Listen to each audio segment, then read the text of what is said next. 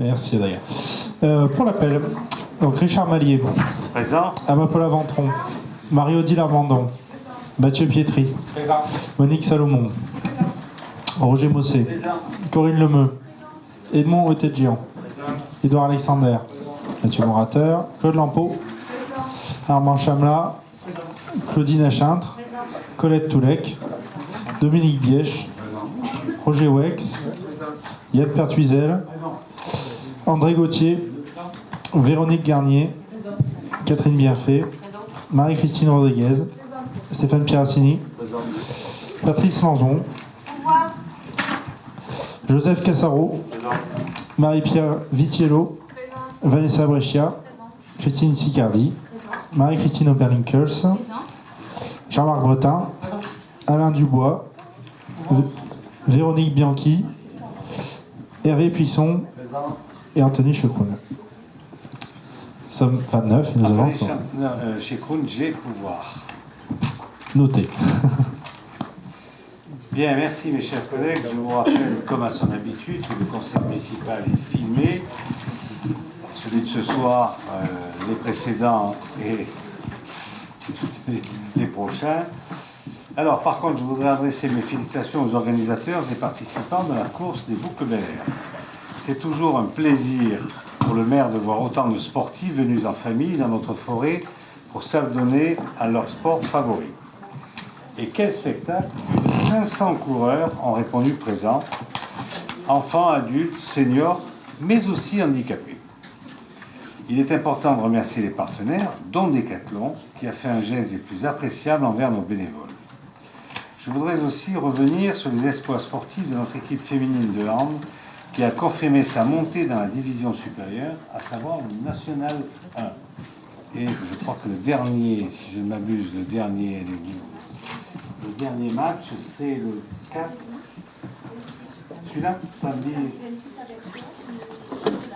Voilà, samedi 28 à 20h au Val de l'Arc, où il y aura le dernier match, mais d'ores et déjà, elles ont confirmé qu'elles montaient en National 1 de par elles savent qu'elles gagneront leur poule sans problème.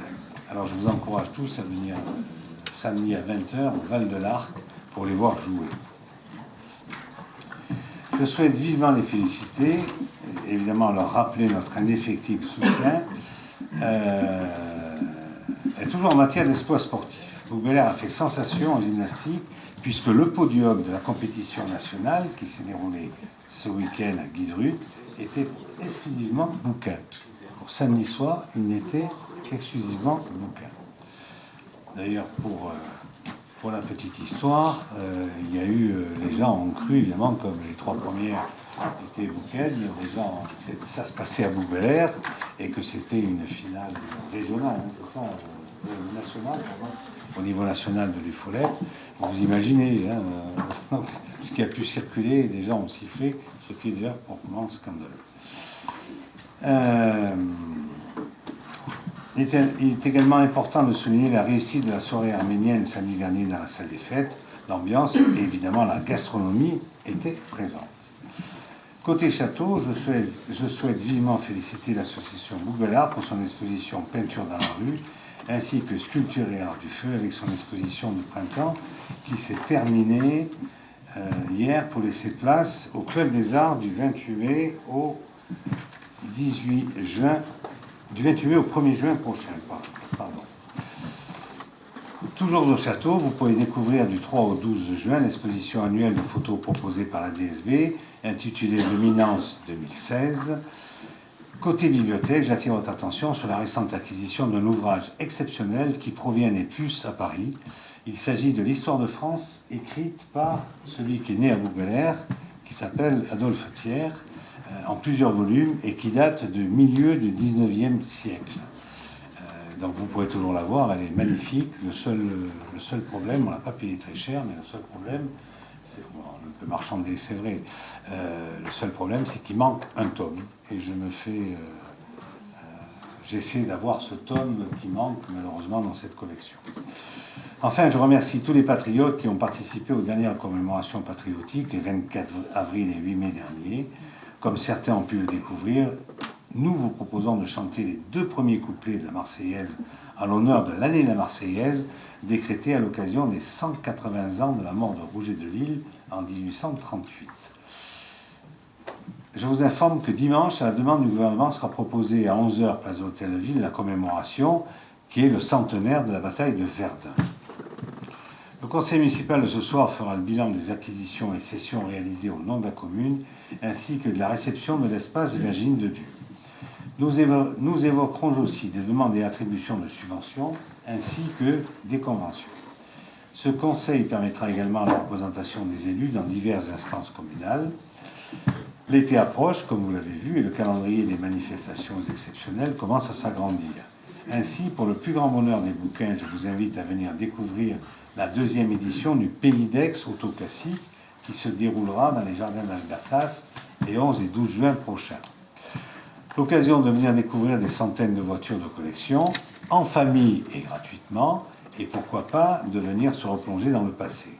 Tout a été minutieusement organisé pour offrir un spectacle inoubliable, exposition, bourse de pièces, course de lenteur, concours d'élégance, food truck vintage, jusqu'à un concert de Georges Brassens ce samedi soir dans ce lieu féerique que sont les jardins d'Albertas. Pensez à réserver vos places de concert, tickets repas ou inscrire vos voitures de collection, je ne sais pas pour qui on parle, mais il y en a certains, à partir du site internet, alors c'est Pays d'Aix, autoclassique, tout attaché.com. Évidemment, devant, vous avez www.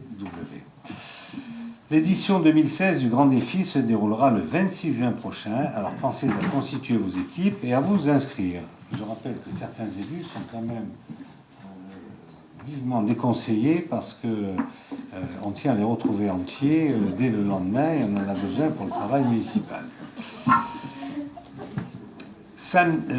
Toujours dans le même lieu, les 28 et 29 juin, c'est les jardins d'Albertas, auront lieu les célèbres rendez-vous musicaux mettant en scène l'orchestre philharmonique du Pays d'Aix. Samedi et dimanche, nos plus jeunes vont devoir se mesurer à de redoutables défis dans le cadre de l'édition 2016 de Mission Impossible sur le thème des pirates.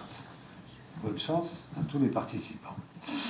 Je vous invite aussi à venir célébrer les 10 ans de l'orgue avec un concert tout spécialement monté pour l'occasion, le 10 juin prochain à 20h30, évidemment dans l'église, puisque c'est là où l'orgue, qui n'est pas mobile, est placé. Enfin, cette fin de semaine sera consacrée à une initiative que je soutiens depuis sa création, et j'ai cité la fête des voisins.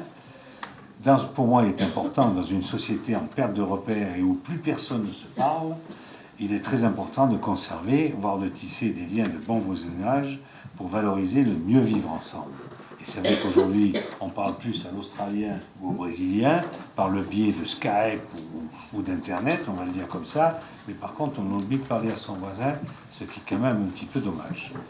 Tout le monde peut prendre l'initiative d'organiser un événement tout au long de la période estivale dans la cour d'une résidence, dans un appartement, un jardin ou dans la rue, le but étant de se retrouver autour d'un apéritif, d'un buffet entre voisins, chacun apportant sa contribution.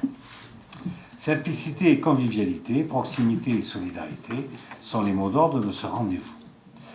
N'hésitez pas à contacter le service promotion de la ville pour obtenir gratuitement le kit de la fête des voisins, composé d'affiches, d'invitations, de t-shirts, de ballons, de gobelets et de nappes, ainsi que des tables et des chaises qui faciliteront l'organisation de votre fête.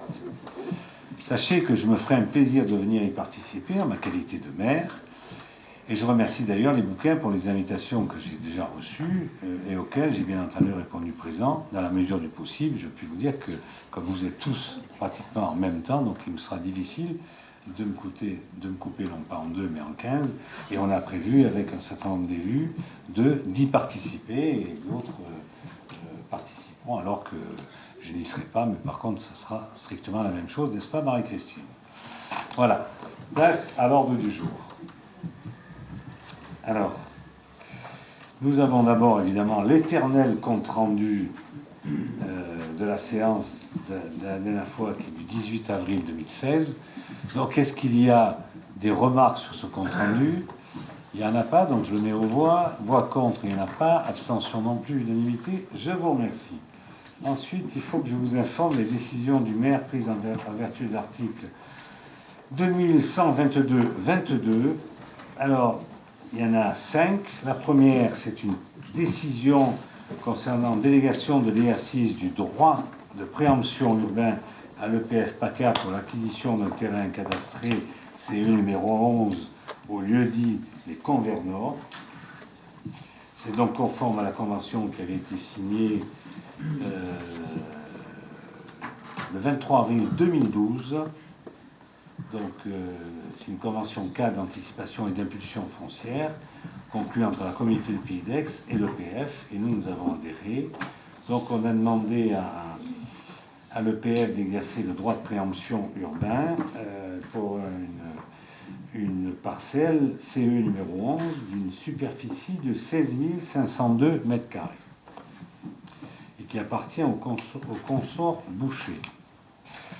Ensuite, nous avons toujours une décision du 22 avril 2016, l'acquisition d'un bien par voie de préemption, la parcelle cadastrée section BM numéro 171 au lieu-dit la Salle Est. En fait, il s'agit d'une parcelle de 99 m² qui appartient à l'association syndicale libre Le Clos des Écrivains, qui est un lotissement qui date, si je ne m'abuse, des années 80. L'arrêté lotier doit être de 97, 98 par là. Et il y avait une centaine de mètres carrés. Ils voulaient vendre à un voisin. Nous avons signalé au notaire que nous préemptons dans la mesure où c'est quelque chose qui est prévu pour faire un passage vers l'autre côté. Donc il n'est pas question de privatiser cette parcelle. Et donc nous avons avisé que nous préemptons. D'ailleurs, les voisins sont avisés, à ma connaissance, j'ai pas eu de remontée sur ce truc-là. Décision numéro 2016-020 du 6 mai, qui est la suppression de régie d'avance de l'espace jeune de Bourg-Belair. C'est conforme d'ailleurs aux délibérations du dernier conseil municipal, c'est ça, qui évoquait donc le changement dans les régies de recettes, d'avance et de recettes. Donc, celle d'après, elle met fin en fonction de Mme Pertuzel-Aude en qualité de régisseur titulaire, et Mme Broche-Marion en qualité de régisseur suppléant, donc de la régie d'avance de l'espace jeune de Bourg-Belair. C'est donc toujours conforme, évidemment, à l'arrêté juste avant. Et puis, donc, au dernier conseil municipal. Et enfin, une convention avec le Pays d'Aix Association. C'est donc une décision numéro 2016-023 du 22 avril qui dit au fin d'assister la commune dans différentes actions de formation et de structuration de la vie associative. Donc cette convention est à votre disposition, mesdames, messieurs les élus, si vous souhaitez la voir. Est-ce qu'il y a des questions là-dessus? Non? Écoutez, je vous remercie. Je vous propose donc de continuer l'ordre du jour. Alors, nous avons la modification de la composition des membres du conseil municipal, membres de droit du conseil d'administration de l'association Comité de jumelage.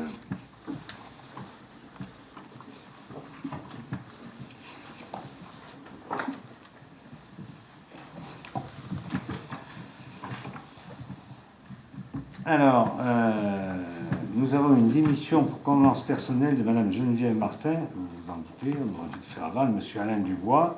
Donc, il provient de procéder à l'élection de 2 nouveaux membres. En dehors de...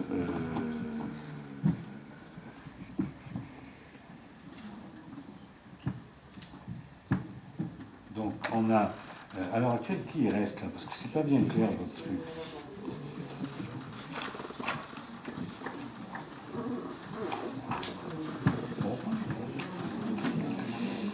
Alors, donc on a à élire 2, on a à désigner 2 personnes. Est-ce qu'il y a des candidats? Monsieur Bretin, candidat.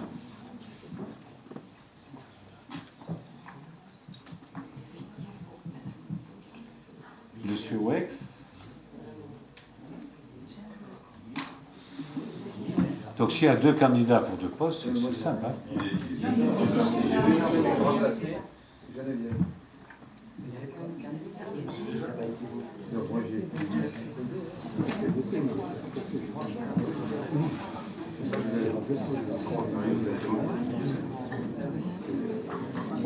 Donc il faut qu'on en remplace 2. Donc Il y a M. Weiss, candidat, M. Bretin. Il n'y a pas d'autres candidats. Si vous voulez, on n'a pas besoin de voter à scrutin secret. On vote à main levée, on n'en parle plus. Vous êtes d'accord? Est-ce qu'il y a des voix contre? Pas de voix contre? Il n'y en a pas dans l'abstention? Merci. Voilà. On a donc remplacé Mme Martin et M. Dubois.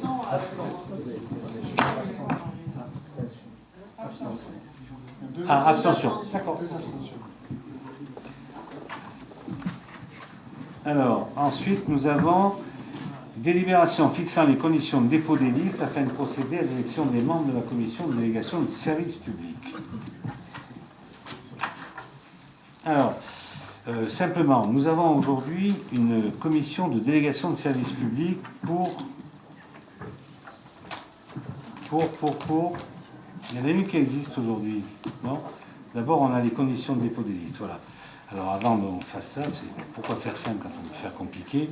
Il faut qu'on fixe, donc, les conditions de dépôt des listes. Puisqu'après, il va falloir qu'on vote pour les suppléants et les titulaires et les suppléants. Donc, je vous propose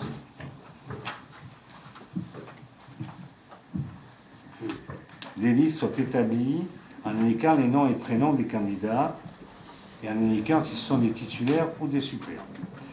Ces listes pourront comporter moins de noms qu'il y a de sièges de titulaires, puisque nous sommes à 5, c'est ça?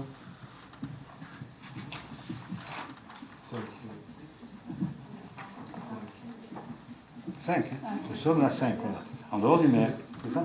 Voilà. Donc nous sommes à 5, donc évidemment si l'opposition veut avoir un peu de temps, ça sera difficile de déposer une liste de sa nom. Ah non, vous pouvez déposer une liste de sa nom. Enfin, on considère que vous pouvez déposer moins de noms qu'il y ait le siège de titulaire et de suppléant, parce que de toute manière, si on demande 5 titulaires et 5 suppléants, ça fait 10, vous n'y arriverez pas, ça ne nous a pas échappé. Et les listes seront déposées dès l'adoption de la délibération. Est-ce que vous êtes d'accord avec cette proposition? Monsieur le maire, Il me paraît important que vous signiez, enfin que vous puissiez préciser à l'ensemble de l'Assemblée pourquoi on vote pour la deuxième fois pour ce. Ça avait déjà été voté, donc c'est important de le rappeler puisque ça a été voté déjà en conseil municipal. Ne serait-ce que pour que tout le monde soit informé. Alors, je le dirai tout à l'heure, en fait, on a eu... Oui. Il y a eu un décret qui date, je crois, d'avril, non? Transforme un peu et on verra. Voilà. Votre gouvernement a sorti un décret au mois d'avril où il faut tout recommencer à cause de ça. Mais en tout cas, la commission de délégation de service public qui est obligatoire. C'est pas la commission d'appel d'offres, c'est autre chose, mais ça peut être les mêmes membres. La commission de délégation de service public, nous l'avions désignée pour les crèches. Donc aujourd'hui, on a d'autres délégations de services publics qui arrivent. C'est pour ça qu'il vous est proposé, c'était le début de mes propos, il vous est proposé de faire une seule délégation de services publics qui fera tout. C'est-à-dire qu'on arrête de dire que c'est que pour les crèches. Donc comme on doit, avec l'arrêté de quand? Avril, je sais plus quand. Vous n'avez pas la date. Il y a un arrêté au mois d'avril, gouvernemental, ministériel, qui dit qu'il faut maintenant qu'on recommence tout. Voilà. Donc ça, je pense que vous le savez. Donc il vous est proposé que cette commission de délégation de service public, elle fasse tout, les crèches et tout. Enfin, les crèches, on a fini. OK? Donc, est-ce que vous êtes d'accord avec ce processus de désignation? Est-ce qu'il y a des voix contre? Pas de voix contre. Est-ce qu'il y a des abstentions? Pas d'abstention. Donc, je vous propose de mettre au vote cette délibération. Voix contre, donc elle n'a pas là. Elle est adoptée.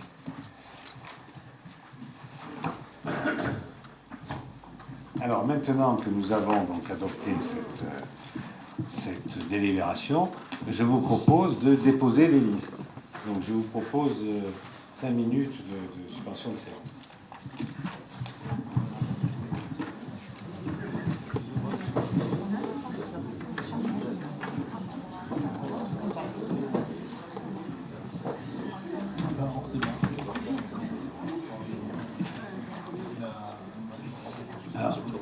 Bon, là, on est hors procès-verbal, hors séance.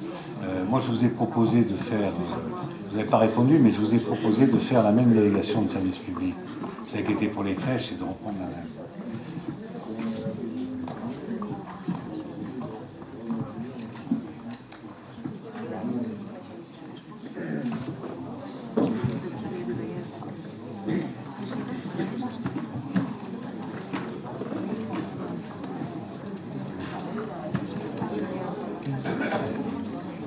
Alors comme personne, on est toujours en suspension de séance, je vais peut-être aller un peu plus loin, si vous ne rebondissez pas.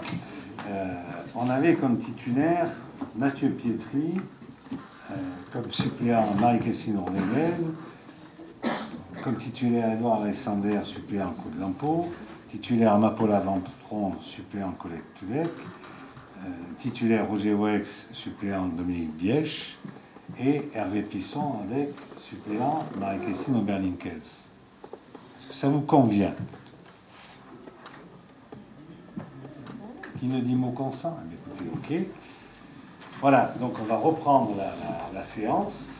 On va considérer que c'est cette liste qui a été déposée. Et je vais la mettre aux voix. Et il n'y aura personne contre. Pas d'abstention, unanimité. Je vous remercie.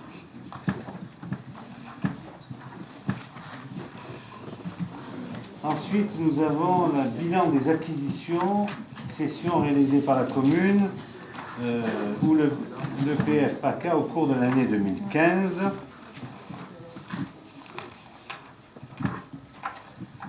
Alors,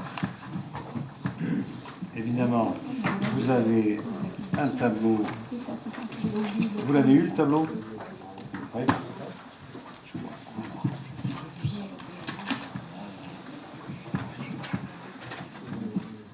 Donc, il y a eu un terrain bâti, 12 rue du Barry, pour une contenance de 381 mètres carrés. Vous me faites grâce de la numéro de parcelle, mais si vous voulez, je vous le donne. En fait, c'était la salle de cours du ferrage, qui appartenait à l'association de parents d'élèves, et nous avons enfin solutionné le problème, et donc signé un acte le 19 janvier 2015 qui correspondait à une délibération du 8 juillet 2013. Ça a été une acquisition à l'amiable et c'est la dévolution d'un bien.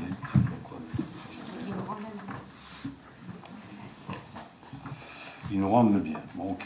Dans les voies et équipements, il y a lotissement Rhin Danube avec 10 337 mètres carrés qui représente en fait la voirie du lotissement Rhin Danube, qui est sortie de ce lotissement et qui est de la copropriété, pardon, et qui s'est mis en lotissement, en ASL, comme on l'appelle, Association syndicale libre, et qui nous a permis de signer, donc en délibération du 19 février 2014.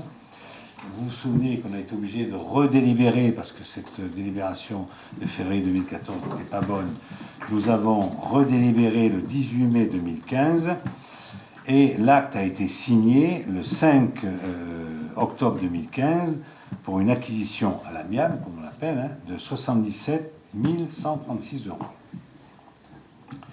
Ensuite, il y a eu un terrain bâti qui est la chapelle œcuménique à la salle, avec une superficie de 2214 mètres carrés, c'est la superficie du terrain. Alors c'est la SARL foncière Ambrogi, pardon. Donc c'est nous qui avons acheté. Libération du 13 juillet 2015 et l'acte a été signé le 8 décembre 2015. C'est une acquisition à l'amiable, à l'euro symbolique. Et ensuite, les cessions. Donc nous avons cédé à l'amiable, évidemment, c'est la fameuse école des Chabots, donc qui a été cédée, alors 5 969 mètres carrés de terrain, avec évidemment des bâtiments dessus, à la SA Finamur, SCI Opus, qui est en fait un crédit bailleur, et celui qui a le crédit bailleur, c'est la Finamur, et celui qui a acheté, c'est la SCI Opus. Donc c'est une délibération du 27 avril 2015, et l'acte a été signé le 4 août, donc à l'amiable, pour 1 450 000 euros. Ensuite, en stock donc, de l'EPF, il y a à Montoury,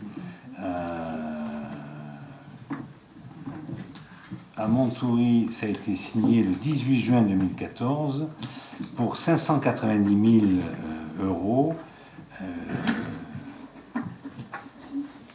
Alors en fait, ça a été signé le 18 juin 2014 à la suite d'un arrêté signé par mon prédécesseur, parce qu'on signe, ce que je vous ai dit tout à l'heure, hein, on signe un arrêté en faveur de l'EPF, et l'EPF après met quelques temps avant de signer l'acte, puisqu'il va négocier, etc. Donc toujours à Montory, ça a été signé le 11 mars 2014, 3746 mètres carrés pour 93 725. Toujours à Montory, c'est en stock, date de l'acte avril 2013 pour 870 000 euros, 15 994 mètres carrés. Et enfin, en juin 2013, pour 600 000 euros, 11 048 mètres carrés, toujours à Montory. Après, nous avons une convention qui a été signée multisite pour une intervention foncière à court terme destinée à la production de programmes d'habitat mixte. Ça a été signé l'acte le 22 mai 2014, pour ce qu'évidemment tout le monde connaît, puisque le vendeur était la famille Otolia, pour une surface de 28 593 mètres carrés pour 7,5 millions. Donc, je rappelle, c'est une convention multisite pour une intervention foncière à court terme, et ça a été signé en mai 2014 sur une demande de la commune qui doit dater de 2013, si je ne m'abuse. Voilà. Voilà l'état de ce que possède l'EPF en notre nom et de ce que nous avons acquis ou vendu en 2015. Est-ce qu'il y a des questions là-dessus? Madame Berniquels, vous avez la parole. Voilà, donc s'agissant du lieu dit, la salle sud, la chapelle œcuménique, lorsqu'elle avait été acquise en conseil municipal, vous nous aviez dit que c'était pour la création d'un espace culturel. Est-ce qu'aujourd'hui, vous pouvez nous en dire un petit peu plus? Est-ce que le projet a avancé? Enfin, voilà, ce qu'il en est aujourd'hui. Écoutez, je sais plus le projet, tu veux en parler? Il faut qu'on voit avec le service culturel exactement ce qui va être décidé dans cette salle, mais nous pensions faire un appel à concours pour avoir plusieurs projets et avoir des idées différentes, quoi. Donc voilà, c'est en bonne voie, on va dire. On débute le dossier, on a eu le dossier récemment et on commence à traiter le dossier. Un appel à concours à des entreprises, à la population? Non, un bureau d'études pour la destination de cette salle est forcément culturelle. Donc le service culturel va travailler dessus et on va demander donc à d'autres bureaux d'études d'imaginer un lieu culturel dans cet espace-là. Parce que ce serait dommage de passer à côté de quelque chose, je pense. Donc voilà, on va pas s'arrêter à un seul projet. En fait, on va dire, on va parler d'aménageur culturel ou de genre, c'est pas un bureau d'études lambda qui va s'occuper de ça. Alors, Monsieur Pisson? oui, moi c'est plutôt une question pour améliorer ma connaissance. Comment fonctionne le système de stock, etc., avec l'établissement public foncier? C'est-à-dire, combien ça coûte à la région, ou est-ce que c'est entièrement financé sur les crédits de l'EPF? Ou là, je suis, j'avoue, ma méconnaissance. Ça m'étonne de vous. Alors là, vraiment, nul n'est parfait. Voilà. Bon, l'établissement public foncier régional est subventionné par la région, c'est vrai, et permet, c'est un outil foncier en fait, c'est-à-dire que ça permet aux collectivités de... oui, j'ai évoqué tout à l'heure au quartier Convert Nord, là, une parcelle qui a été rachetée. Bon, il y a une... Vous pensez bien que les promoteurs arrivent quelquefois, même si c'est pas constructible, arrivent à sortir des prix, et les gens ont besoin d'argent, donc ils vendent, peu importe quelles que soient les raisons. Donc ça permet de préempter, et c'est pas à la commune à avancer, parce que on n'a pas, nous, les moyens financiers d'avancer. Par exemple, Otolia, 7,5 millions, ça me paraissait difficile, compte tenu de notre budget, d'avancer 7,5 millions, et du coup aussi du portage d'un tel bien. Par contre, le PF, on le porte. Alors après, il y a des conventions. Vous avez entendu, pour Otolia, c'est une convention multisite c'est en fait une avance pour préparer l'opération. L'opération que nous avons évidemment, compte tenu de notre projet municipal et de l'engagement pris pendant la campagne municipale que nous ferons donc en transparence, en toute transparence et en concertation qui a commencé d'ailleurs je crois au mois de mars avec les riverains, on le fera avec eux, mais il est clair qu'il faudra bien que ça arrive parce que l'EPF ne va pas porter ça indéfiniment. Et bon. Par contre, il y a d'autres terrains où on les achète pour réserve foncière et qui peuvent être portés plus longtemps. Normalement, c'est 5 ans, mais on peut leur demander de rajouter quelques années.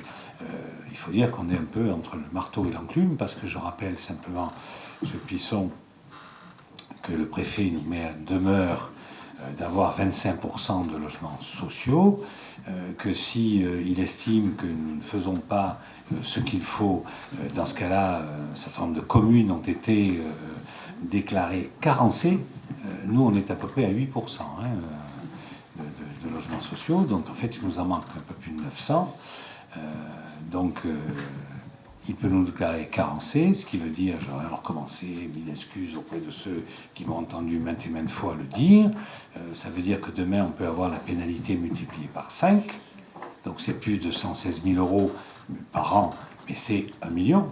Si je multiplie 216 par 5, c'est 1 million. Et en plus, le préfet peut prendre la main sur les terrains qui vous appartiennent ou qui appartiennent à l'EPF. C'est pareil. Bon.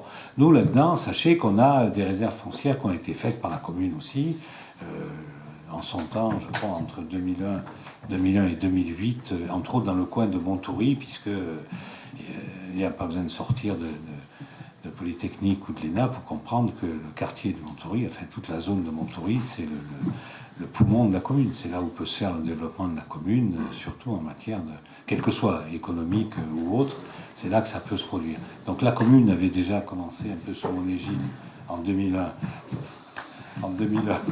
de l'iPad. C'est pas la peine de laver ton iPad pendant le conseil municipal. Donc la commune avait commencé déjà à préempter l'ordre de vente pour éviter que les promoteurs se mettent là-dedans et qui après fassent des pressions terribles, ou que n'importe qui puisse, que le préfet puisse le faire à votre place. Malheureusement, si c'est à nous, le préfet peut prendre la main. Je n'ai pas besoin de vous citer des communes comme Mimé, comme Plan de Cuc, comme Aiguille, comme Saucé-les-Pins, qui elles ont été carencées, déclarées carencées, et où le préfet a pris la main sur l'aménagement de certains quartiers. Donc après, vous savez, au Tolia, c'était 300 logements. Hein, donc si on laissait faire le préfet, vous avez compris. Hein. Très bien. Pas de questions là-dessus, donc c'est pas, je ne mets pas aux voix, c'est pas une délibération, c'est simplement une information du conseil municipal. Ensuite, on a la présentation au conseil municipal de l'opération Virginie de Dieu. C'est encore moi qui fais ça? Bon.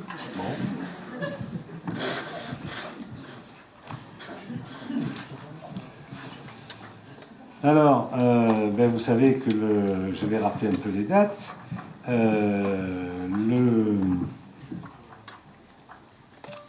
m'est difficile de rappeler. Bon. La commune avait signé un mandat à la SPLA pour faire un pôle d'enseignement et de loisirs jeunesse. Alors ça devait être en 2013, si mes souvenirs sont exacts. Je n'étais pas encore aux commandes, mais je sais que c'était en 2013. Donc il y avait un groupe scolaire permettant l'accueil de 4 classes maternelles et 7 classes élémentaires pour 400 enfants. D'ores et déjà, on sait que ça ne suffit pas en classe, puisqu'on nous demande de faire une classe supplémentaire. D'ores et déjà, c'est quand même dommage de ne pas avoir prévu la possibilité de faire une extension de ce bâtiment, puisque l'idée qui était loin d'être bête, c'était de dire on peut peut-être mutualiser entre le centre de loisirs et l'école. Malheureusement, centre de loisirs, c'est pas les mêmes meubles que dans une classe scolaire.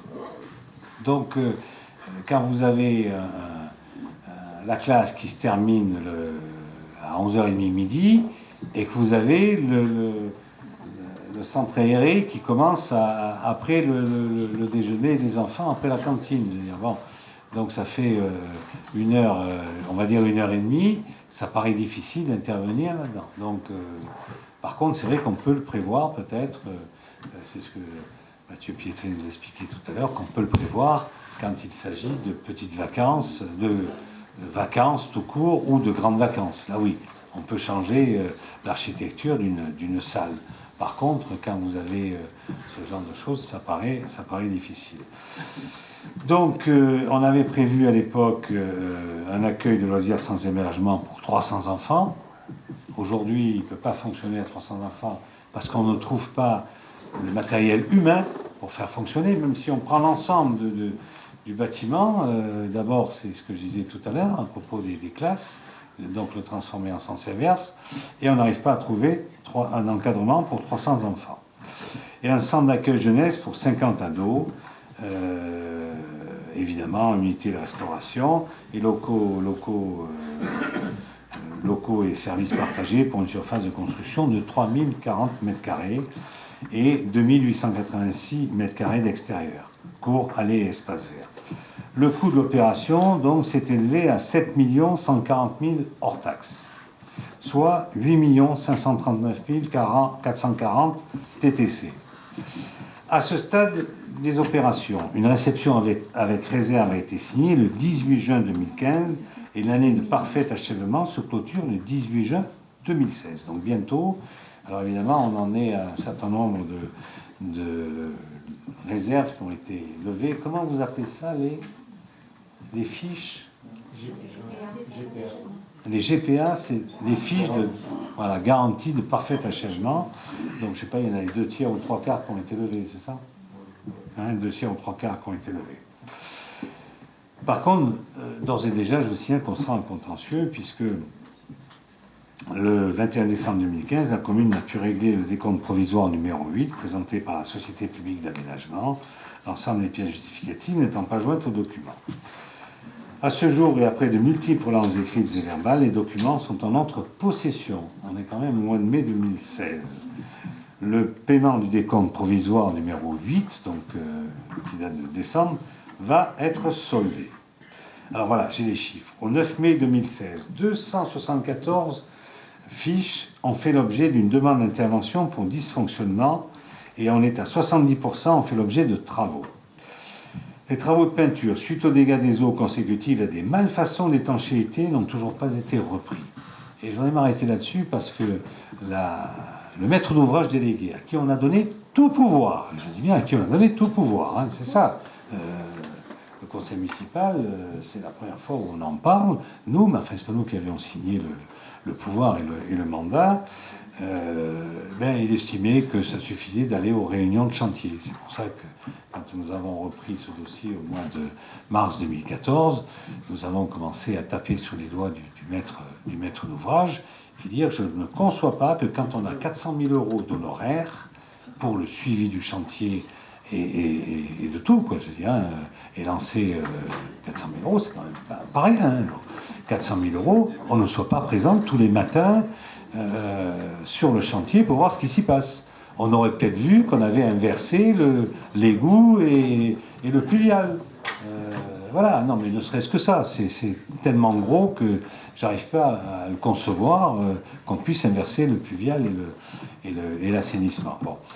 Quoi qu'il en soit, dès notre arrivée, on a demandé à une personne là, qui est un de mes amis, qui a fait d'ailleurs le travail, et je l'en remercie publiquement, d'aller tous les matins sur le chantier pour voir ce que faisaient les entreprises et pour savoir s'ils étaient là aussi. Parce que c'est ça, la maîtrise d'ouvrage déléguée. Ça veut dire qu'il faut... vous êtes à la place du maître d'ouvrage et on ne pouvait plus nous intervenir là-dedans puisqu'on avait signé un chèque en blanc. Voilà. Donc aujourd'hui, on en est... donc ces travaux de peinture suite aux dégâts des eaux consécutives à des malfaçons d'étanchéité, ce que je vous expliquais, ça c'est encore autre chose, n'ont toujours pas été repris. Le système de climatisation par ventilation naturelle Windows Master n'est toujours pas opérationnel. En fait, on a des vérins qui sont actionnés automatiquement. Bon, c'est toujours pas opérationnel. De nombreuses microfissures ont été repérées sur les voiles béton des murs porteurs. L'escalier reliant Le rez-de-chaussée au premier étage, constitué de lames béton, présente des fissures au niveau de la jonction avec le mur porteur. Donc j'ose espérer que ça veut pas dire que ça va se détacher du mur porteur, vous avez compris. Des éclats de béton ont été repérés au niveau de la jonction avec la rambarde côté opposé et une usure anormale au niveau des passages sur les montées et descentes. La chauffe-flux présente de nombreux dysfonctionnements, tableau électrique, fuite des purges, sous-station non conforme et inaccessible, grille des prises d'air non sécurisées. Évidemment, comme c'est à l'usage d'enfants, vous avez compris que les grilles, ça doit être sécurisé, c'est la moindre des choses. L'accessibilité aux personnes à mobilité réduite n'est pas conforme aux normes en vigueur. Il a fallu que le délégué, mon délégué aux personnes handicapées, il a démontré au directeur général de cette société qu'en fait on ne pouvait pas s'en servir si on avait un fauteuil. Enfin, voilà, tout est à l'avenant. L'ascenseur, on a constaté qu'il y avait des pièces rouillées suite au dégât des eaux, évidemment, il y a eu un dégât des eaux. Les panneaux solaires, pardon, pas scolaires, solaires sont défectueux. Enfin voilà, bon, quoi qu'il en soit, donc nous avons un état des dysfonctionnements qui a été fait, un constat d'huissier de justice qui va officialiser toutes les malfaçons du point de Virginie de Dieu, et ce constat servira de base pour un courrier rédigé par notre avocat, maître Neveu, afin de mettre en demeure la SPLA de finaliser l'achèvement des travaux. Voilà. Voilà, mes chers collègues, on en est aujourd'hui concernant cet espace que nous avons dénommé Virginie de Dieu, mais en tout cas, ça fonctionne quand même pas trop mal au niveau d'école et du centre aéré, mais avec quelquefois des distorsions, et grâce à l'ensemble des collaborateurs et des services que je remercie pour le travail fait, parce que c'est pas toujours évident, y compris d'ailleurs le chef de service qui s'est pris un store voilà, sur elle. Heureusement que c'était elle qui a pris le store. Voilà. Donc vous voyez, c'est un chantier qui, malgré ce que ça nous a coûté, n'a pas été suivi par le maître d'ouvrage délégué pour qui nous avons signé une délégation en 2013, si je ne m'abuse, encore une fois. Voilà, donc il y a un contentieux là-dessus. Je tenais quand même à ce que l'ensemble du conseil municipal soit informé de ça, que vous sachiez où on en est. Mais c'est quelque chose que nous suivons grâce à l'ensemble des adjoints qui sont concernés, le premier, l'adjoint délégué au scolaire, l'adjoint délégué à la jeunesse, qui est le même d'ailleurs, etc. Voilà, nous suivons ce dossier de très près. Est-ce qu'il y a des questions là-dessus? Il n'y a pas de questions, donc ce n'est pas une délibération, c'est simplement, il fallait que je vous fasse un état de ce chantier-là. Bien, écoutez, nous allons continuer par Mathieu Pietri, qui va nous parler de stage de récompense des jeunes bénévoles effectuant la surveillance des forêts pendant l'été 2016. Oui, merci, monsieur. Donc, comme les années précédentes, dans le cadre du valorisement de l'investissement de nos jeunes dans la surveillance en forêt, on propose un stage de récompense qui, cette année, se déroule du 23 au 26 août 2016 à Saint-Jean-les-Forts. Donc, c'est un stage qui est en pension complète, comprenant un ensemble d'activités. Donc, l'été, il y a trois cycles de jeunes qui, encadrés par les chasseurs et le CCF,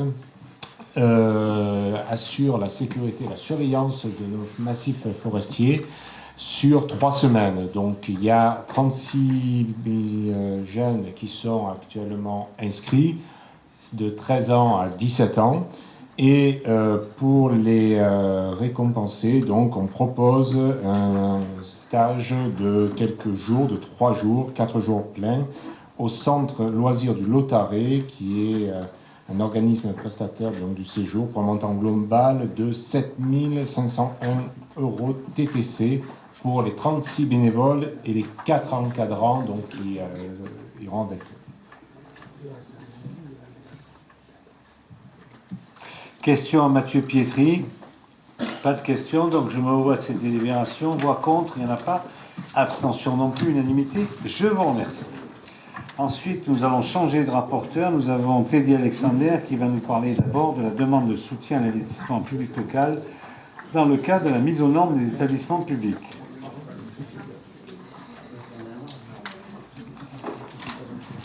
Adrien, il faudrait peut-être anticiper, pour voir si le micro de celui qui va parler. Alors je te dis, après Teddy Alexander, ça sera Mathieu Borateur qui parlera. Hein. Bon, ben, ça va, je peux commencer, monsieur le maire. Donc, les communes de la région Provence-Alpes-Côte d'Azur peuvent bénéficier de la part de l'État d'un soutien à l'investissement, notamment pour la mise aux normes des équipements recevant du public, en application d'un agenda d'accessibilité programmé. L'agenda de la commune, approuvé par délibération du 14 septembre 2015, comprend pour l'année 2016 la mise en accessibilité de l'hôtel de ville, de la gendarmerie, du complexe des Terres Blanches, de la salle des bergers et de la crèche Arbre de Vie, pour un montant total hors taxe de 366 920 €. Il est donc proposé à l'Assemblée délibérante de solliciter l'aide financière de l'État, représentant 30% du montant global de l'opération, soit 110 076 €. Le plan prévisionnel s'établit comme suit: État 30%, 110 076 €. La métropole Aix-Marseille 50%, c'est-à-dire 183 460 €. Et enfin la commune pour 20%, pour 73 384 €. Ça, c'est une demande évidemment de subvention. Est-ce que vous avez des questions là-dessus? Pas de questions, donc c'était prévu, oui. Mais il faut que nous délibérions. Non, mais là, on a prévu l'agenda. Mais maintenant, il faut quand même qu'on demande un peu des participations et des subventions et à la métropole, anciennement CPA, et à l'État, pourquoi pas, même si l'État a de moins en moins d'argent, on peut toujours y croire. Hein. Bien, donc pas de questions là-dessus. Je me vois cette délibération. Voix contre, il n'y en a pas. Abstention non plus, unanimité. Je vous remercie. Ensuite, nous avons toujours avec le même rapporteur, il s'agit d'une subvention à l'amicale du CCFF, du comité communal de feux de forêt. Oui, il est proposé au conseil municipal de verser une subvention de montant de 300 € à l'amicale du comité communal feu de forêt de Bouc-Bel-Air afin de l'aider dans son action. Les crédits nécessaires au versement de la subvention sont inscrits au budget 2016. Question à Teddy Alexander, pas de questions. Je me vois cette délibération, voix contre, il n'y en a pas. Abstention non plus, unanimité. Je vous remercie. Allez, on continue avec Teddy toujours. Attribution d'une subvention au Fonds arménien de France. Oui, donc né en 1995 et affilié au Fonds EASTAN qui est basé en Arménie, le Fonds arménien de France a pour vocation de construire et rénover des infrastructures indispensables au développement socio-économique de l'Arménie. Les projets du Fonds arménien sont réalisés par des entreprises locales et visent aussi par ce biais à créer des emplois. Le Fonds arménien de France est une association humanitaire, unitaire et apolitique. Par le nombre de ses membres et de ses contributeurs, environ 20 000 foyers professionnels en France, elle est représentative de la diaspora arménienne en France. En outre, le Front arménien de France travaille étroitement avec des collectivités françaises, villes, départements, régions, ainsi qu'avec des parlementaires qui le soutiennent financièrement et font appel à ses compétences pour mener à bien des réalisations sur le terrain répondant à leurs exigences. Dans le cadre de son amitié avec ce pays et de son soutien avéré pour la cause arménienne, le conseil municipal de Bouc-Bel-Air souhaite octroyer une subvention de montant de 5 000 € à l'association du Fonds arménien de France. Question à Teddy Alexander. Madame Berlinkels, vous ne m'avez pas demandé la parole, mais j'ai compris que vous preniez le micro, que vous souhaitiez parler. Vous avez la parole. Alors, je suis sensible et je compatis à la souffrance du peuple arménien. Pourtant, j'avoue que je reste stupéfaite au vu de tant d'audace de votre part, monsieur le maire. Malgré toute la générosité que vous semblez afficher, j'ai l'amère sensation d'être roulée dans la farine, donc je m'explique afin que vous compreniez tous l'objet de mon ressentiment. Le 23 mars dernier, monsieur le maire, vous avez voulu faire voter en catimini lors de la réunion du CCAS, Centre communal d'action sociale, une subvention de 5 000 € au bénéfice de cette même association, Fonds arménien de France, pour la création d'un centre de la francophonie au Haut-Karabakh. Je me suis fortement opposée à ce vote, d'une part parce que ce sujet ne fait nullement partie de l'objet du CCAS, d'autre part parce qu'un tel vote doit se tenir en conseil municipal, comme votre voyage dans ce pays. En outre, hormis M. Tedjan, aucun délégué présent n'avait reçu de projet en amont et il n'était pas prévu qu'il nous soit remis le jour même. Ce vote du CCAS a donc été reporté à la prochaine réunion de juin en attente de plus d'informations. Suite à cette réunion, je me suis renseignée auprès de la sous-préfecture sur la légalité de cet acte. La réponse du sous-préfet est édifiante. Dans un courrier de décembre 2015, le préfet vous a demandé de dénoncer la charte d'amitié que vous avez signée avec le Haut-Karabakh en septembre, car la France ne reconnaît pas ce pays. Alors, comment, après ce courrier, vous pouvez tout de même, en mars, faire voter une subvention pour ce pays?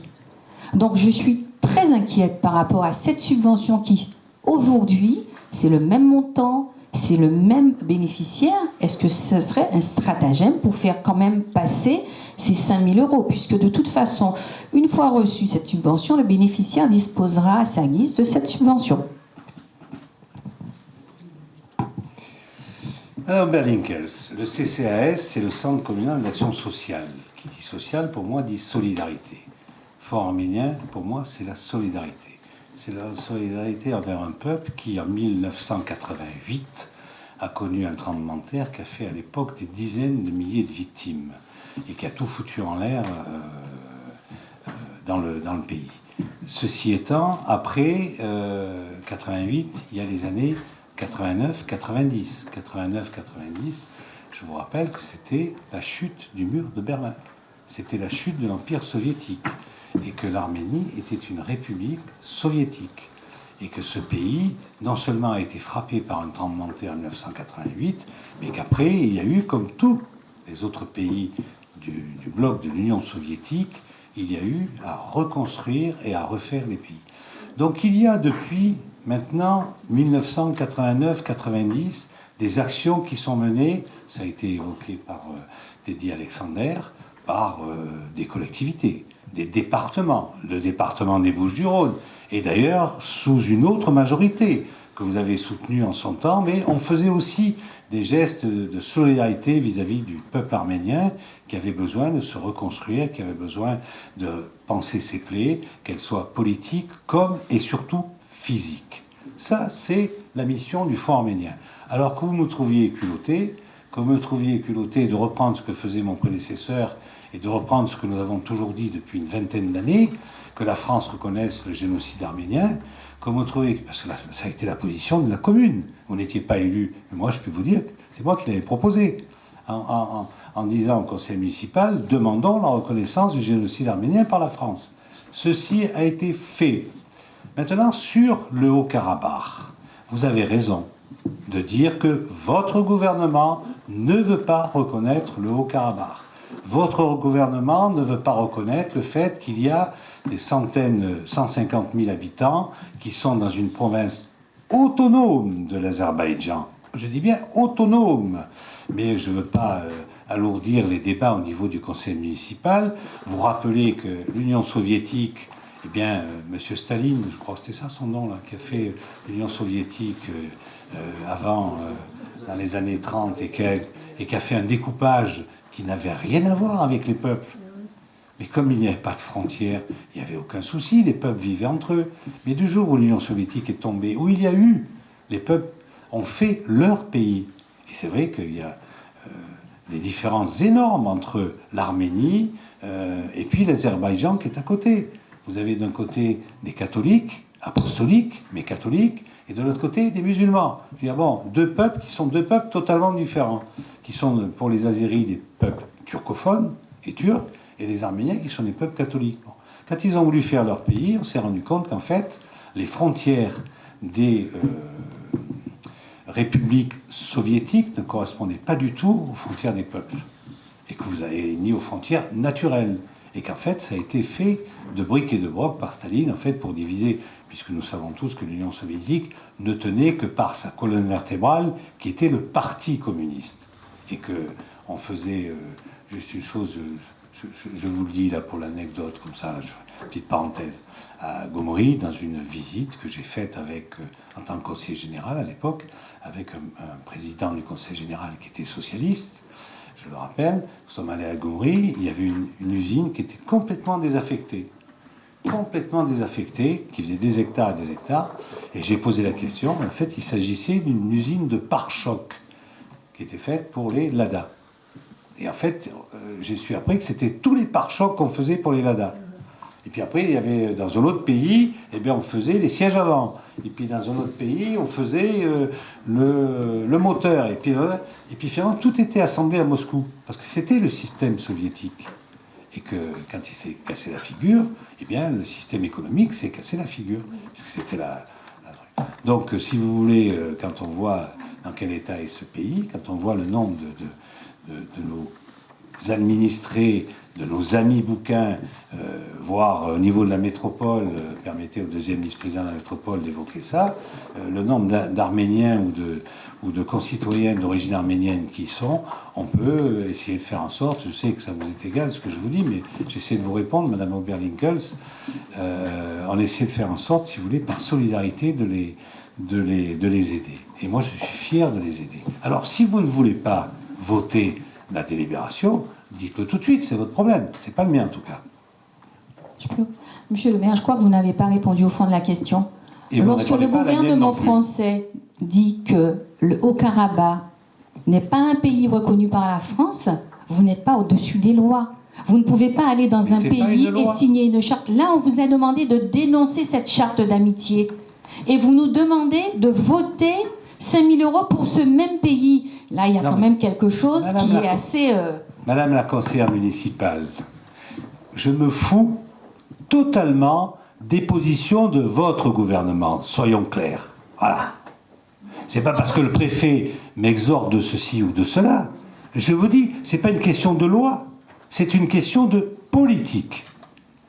Et je le dis très clairement, nous sommes fiers d'avoir signé, alors je ne sais pas si vous l'avez voté ou pas, mais c'est passé en conseil municipal, nous sommes fiers d'avoir signé en novembre 2014 un traité d'amitié avec la commune d'Asquerran.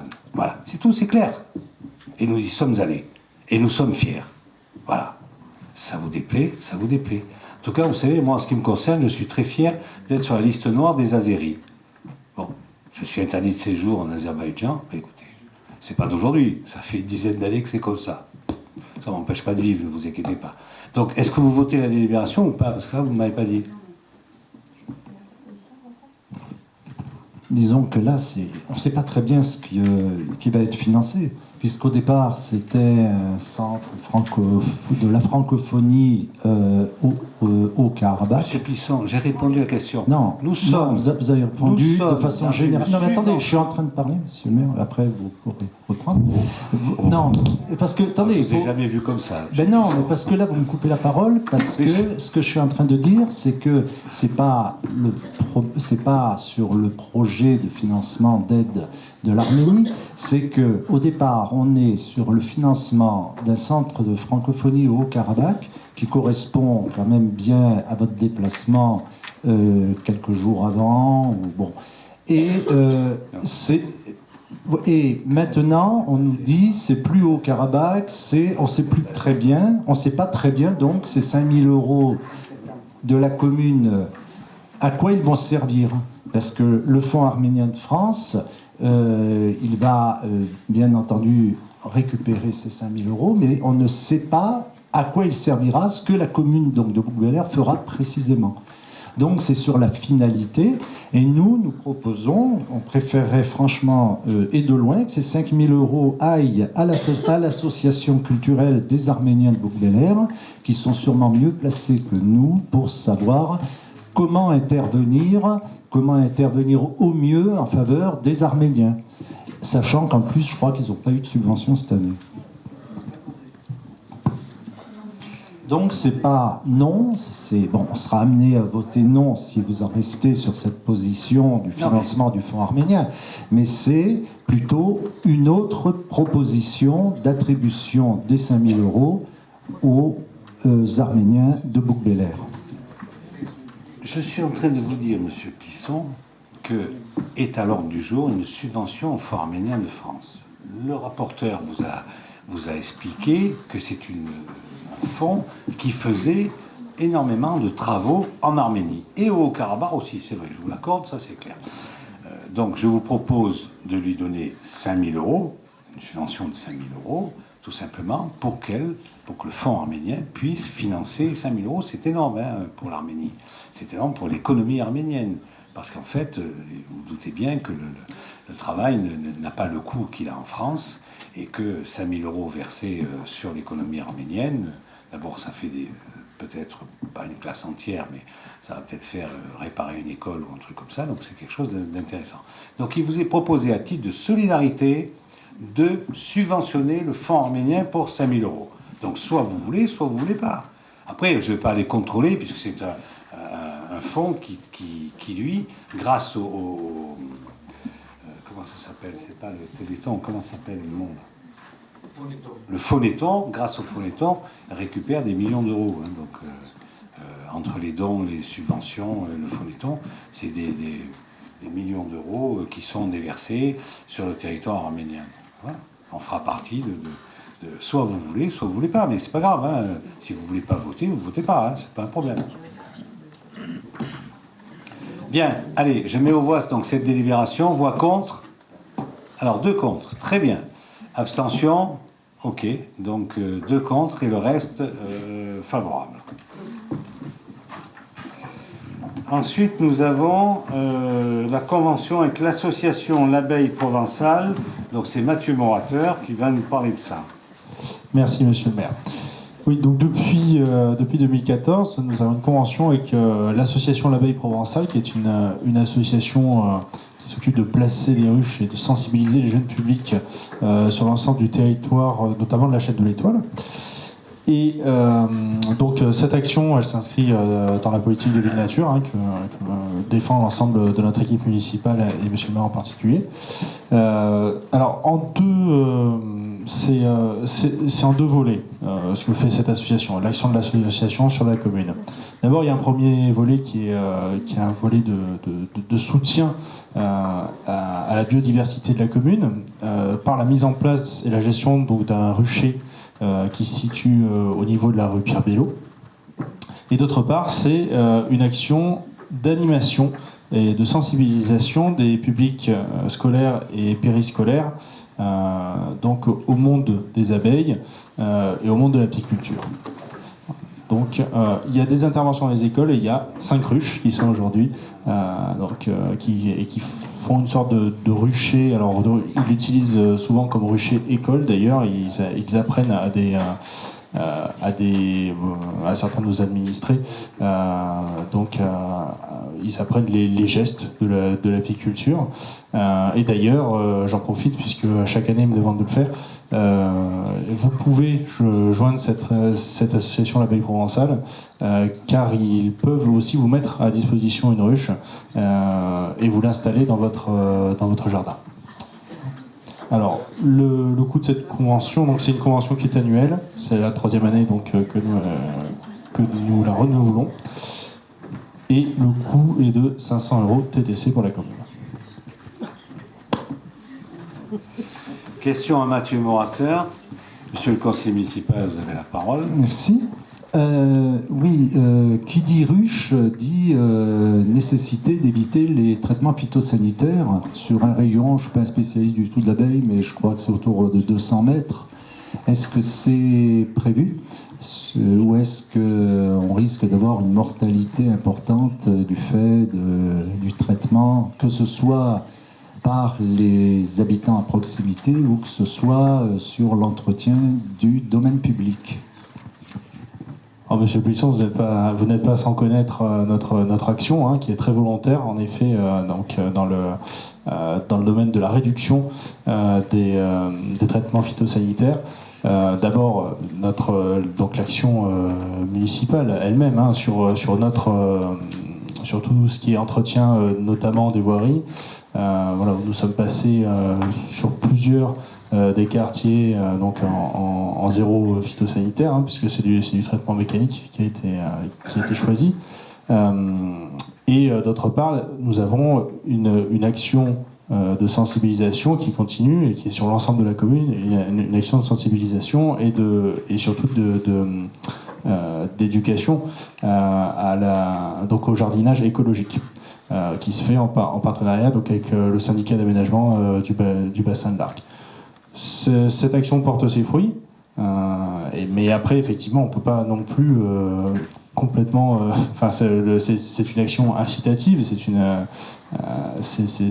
une action basée sur le volontariat évidemment de chacun.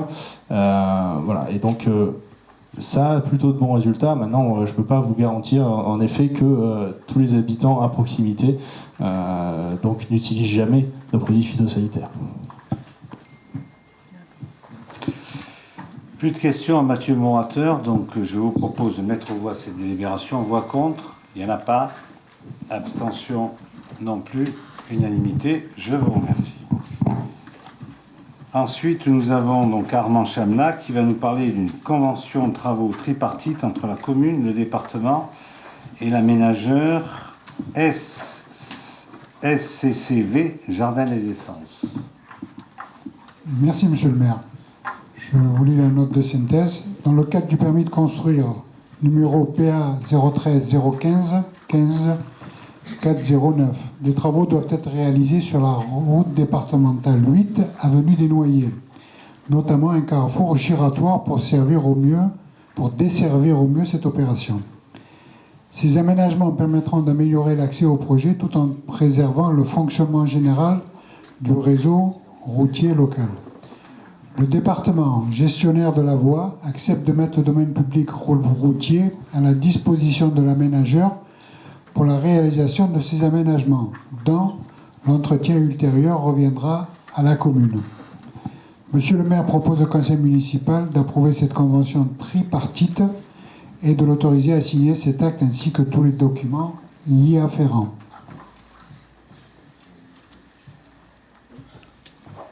Question à Armand Chamla. Oui, vous avez la parole. Une question. Le SCCV Jardin des Essences, c'est l'aménageur qui était venu nous présenter il y a un an, en février, enfin il y a un an environ, le projet Créole. C'est ça. D'accord. Merci. D'ailleurs, il s'agit du permis du permis qui a été délivré, c'est ça, oui, dans ce cas-là. Mais évidemment, on a le département, c'est une départementale, qui est la D8 d'ailleurs, et puis la commune qui est concernée, et l'aménageur, puisqu'il va y avoir... Il prend à sa charge les frais de réalisation de l'aménagement. Ce qui est normal. Ça, c'est clair. Ok, plus de questions, donc je mets aux voix cette convention. Voix contre, il n'y en a pas. Abstention non plus. Unanimité, je vous remercie. Voilà, l'ordre du jour est terminé. Nous avons simplement maintenant une question diverse qui a été posée par Madame Oberlin-Kels, qui dit « Nous souhaitons porter à votre attention la question diverse pour le prochain conseil. Un certain nombre d'habitants du quartier de Sambaki, dont l'habitation est située à l'ouest de l'autoroute A51, ont manifesté leur inquiétude en ce qui concerne l'avenir de leur cadre de vie, au travers de tracts, réunions et contributions à l'enquête publique relative à la révision du PLU. Ils attirent notre attention sur le fait que ce quartier de Ouvélan ne semble pas bénéficier du même niveau d'équipement que la plupart des autres quartiers. Absence de réseau d'eau potable sur une partie importante de la zone concernée, corrélativement absence d'infrastructures d'assainissement, éclairage public déficient, chemin piétonnier extrêmement dangereux le long de l'avenue d'André Roussin. Or, il est prévu dans un projet de révision du PLU que cette zone soit de surcroît déclassée en zone 2 AUCC, ce qui peut signifier report à long terme de la mise en place de ces infrastructures et gèle en l'état des perspectives d'aménagement urbain. Pouvez-vous nous indiquer si vous envisagez de maintenir pour cette zone un classement 2 AUCC dans le futur PLU? Et selon votre réponse, quelles sont précisément, en termes d'échéancier, les perspectives de réalisation des équipements manquants? Voilà. Donc, je peux déjà vous dire, chère madame, la conseillère municipale, que j'ai déjà répondu par écrit à l'association et que j'ai déjà reçu des représentants de cette association et que je les reçois à nouveau demain soir. Par contre, je voulais simplement vous répondre aussi là-dessus, que l'absence de réseau d'eau potable sur une partie importante de la zone concernée, vous avez totalement raison. Je ne peux pas vous dire le contraire. Simplement une chose, c'est que ce quartier-là, quand il a commencé à s'urbaniser, il était urbanisé sans assainissement, ce qui est cocasse et paradoxal, puisque à l'époque, la station d'épuration était juste à côté. Et il a été urbanisé sur des zones qu'on appelle les zones à 4000, qui n'existent plus aujourd'hui, c'est vrai. Par contre, il y a un morceau qui, lui, s'est fait en lotissement à 2000. Et lui, évidemment, comme il s'est fait en lotissement, il a pu préparer son aménagement. C'est-à-dire qu'il a préparé la voirie, il a préparé l'eau potable et il a préparé l'assainissement. Et donc, il est aménagé et il est desservi.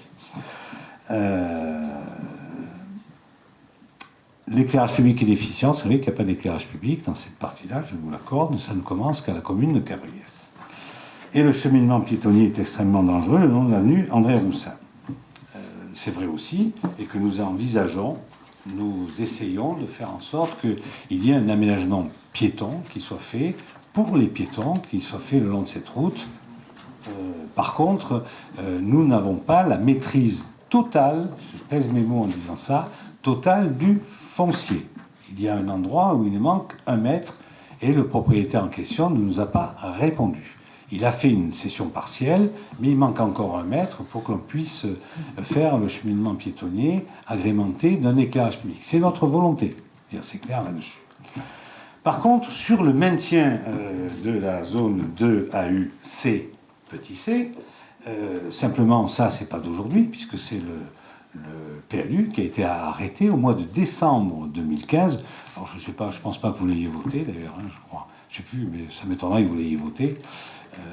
Donc a été arrêté en décembre 2015. L'enquête publique vient de se terminer la fin de semaine dernière. Nous verrons évidemment ce qu'il en est sur l'enquête publique, mais c'est extrêmement complexe. Nous voulons assurer la sécurité des piétons avec le département, et c'est vrai que le fait que votre maire soit conseiller départemental, ça arrange beaucoup les choses hein, au niveau de la direction des routes et des transports.